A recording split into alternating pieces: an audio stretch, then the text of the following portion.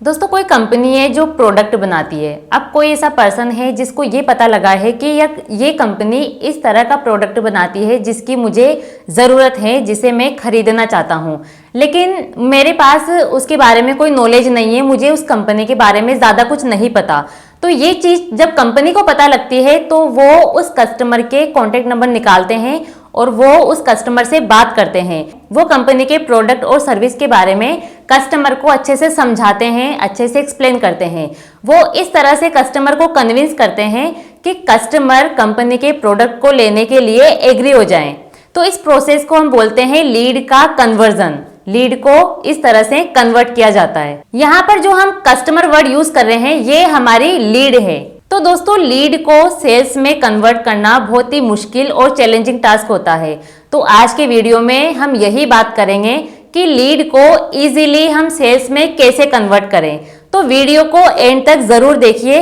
इसी तरह के और वीडियोस के लिए हमारे चैनल को सब्सक्राइब करके बेल आइकन प्रेस कर दें।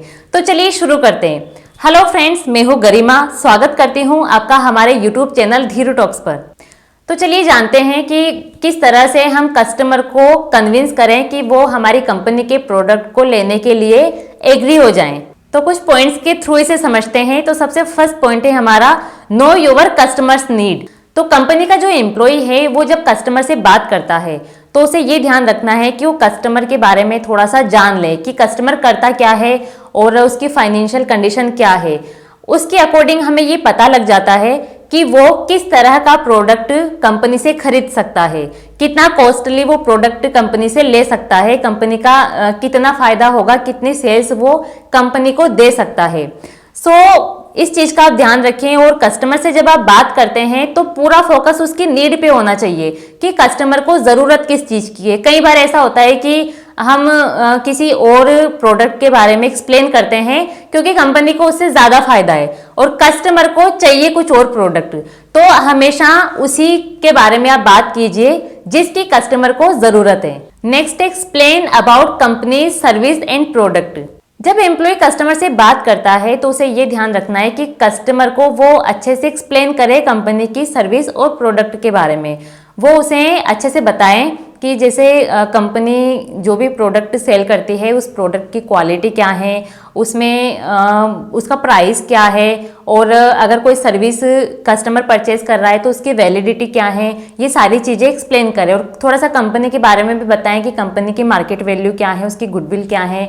और इस चीज़ पे आपको पूरा फोकस करना है कि कस्टमर को आप सर्विस और प्रोडक्ट के बारे में तो बता ही रहे हैं, लेकिन सबसे मेन चीज़ जो होती है कि यहाँ पर प्रोडक्ट और सर्विस से होने वाले फायदे के बारे में आपको उससे बात करनी है। बिकॉज हम हों चाहे आप हों, जब तक हमारा फायदा अगर हमें नहीं लगेगा किसी चीज़ में तो क्या हम कहीं पर भी पेमेंट करेंगे या फिर हम कहीं से भी सर्विस को परचेज करेंगे? नहीं करेंगे, बिकॉज हमारा उसमें कोई फायदा ही नहीं है। तो आपको इस चीज़ पे पूरा फोकस रखना है। कस्टमर के दिमाग में ये चीज़ होनी चाहिए कि यार मेरा फायदा है इसमें, इस कंपनी से अगर मैं प्रोडक्ट को परचेज करूंगा तो इसमें मेरा काफ़ी बेनिफिट है।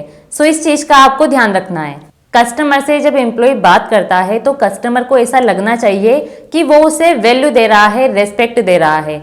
और इस तरह से कस्टमर से बात कीजिए, इस तरह से इंगेज होइए उसके साथ कि एक ट्रस्ट वहां पर बिल्ड हो।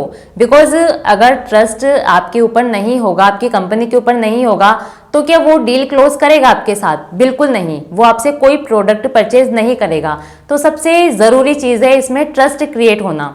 तो ट्रस्ट आप बिल्ड कीजिए, दोनों में अंडरस्टैंडिंग बहुत ज़रूरी है। और जैसे ट्रस्ट एक क्रिएट होता है तो आप वहाँ पर ज़्यादा से ज़्यादा क्वेश्चन आंसर उससे कर सकते हैं। आप कस्टमर से कई सारे क्वेश्चन पूछिए ताकि आप उनको उनके आंसर देके सेटिस्फाइड कर सकें, संतुष्ट कर सकें, ताकि वो आपके प्रोडक्ट को परचेज करने के लिए एग्री हो जाएं। तो आपको वहाँ पर कई सारे क्वेश्चन पूछने हैं। और अगर वो आपको प्रॉब्लम बताता है कि उसके कोई फाइनेंशियल इशू है तो वहाँ पर फिर आप उससे डिस्काउंट की, ऑफर्स की बात कर सकते हैं। आप उनको वहाँ पर डिस्काउंट और ऑफर्स दे सकते हैं। आप कंपनी के जो प्लान्स हैं उसके बारे में आप उनसे बात कर सकते हैं।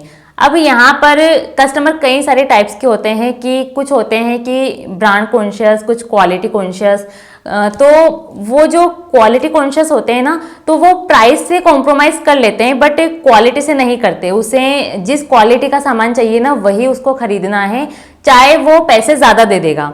और कुछ ब्रांड कॉन्शियस होते हैं कि उसे पर्टिकुलर ब्रांड ही चाहिए, चाहे वो पैसे ज़्यादा दे देगा कम दे देगा, बट उसे चाहिए वही ब्रांड। और कुछ होते हैं जिन्हें ब्रांड और क्वालिटी से कोई मतलब नहीं होता, चाहे लो क्वालिटी हो अच्छी क्वालिटी हो, उसे कोई मतलब नहीं है। उसे सिर्फ प्राइस से मतलब है कि प्राइस ज़्यादा नहीं होना चाहिए, प्राइस वो कम देना चाहता है। सो इन चीज़ों पे डिपेंड करता है कि उसके अकॉर्डिंग ही आप उससे बात करें।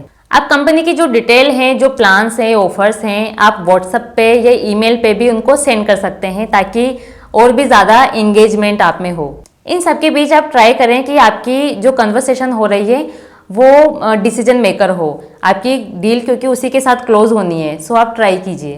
तो इतनी सारी कन्वर्सेशन के बाद आप दोनों में अंडरस्टैंडिंग होती है, आप इतनी सारी बात करते हैं तो एक दूसरे की बात सुनते हैं, समझते हैं, तो वहाँ पर फिर आप सेल्स के लिए उनको बोल सकते हैं, सेल्स के लिए आप बात कर सकते हैं कि डील जो भी है, जो भी उनका जवाब है उस बारे में आप बात कीजिए कि उनका क्या जवाब है।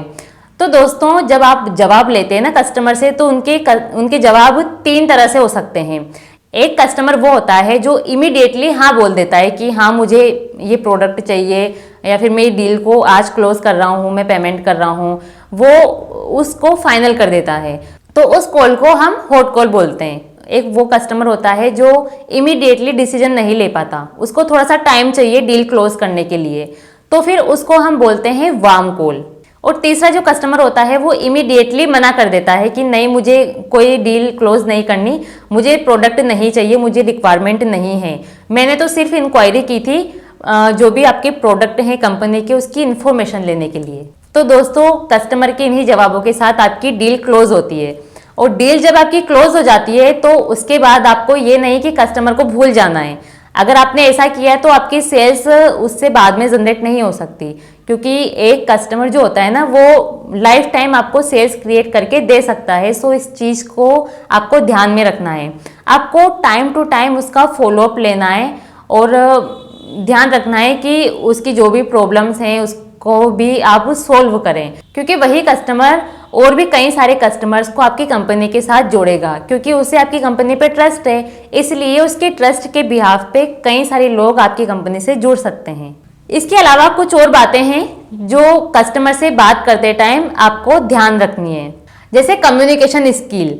तो जब एम्प्लॉय कस्टमर से बात करता है तो उसका जो कम्युनिकेशन स्किल है वो अच्छा होना चाहिए, फेस पर स्माइल होनी चाहिए। अगर कस्टमर रूडली भी बिहेव कर रहा है तो भी आपको पोलाइटली बात करनी है, आपको पेशेंस रखना है, आपको फ्रस्ट्रेट नहीं होना, क्योंकि आपको तो डील क्लोज करनी है। सो आपको अच्छा बिहेव करना है।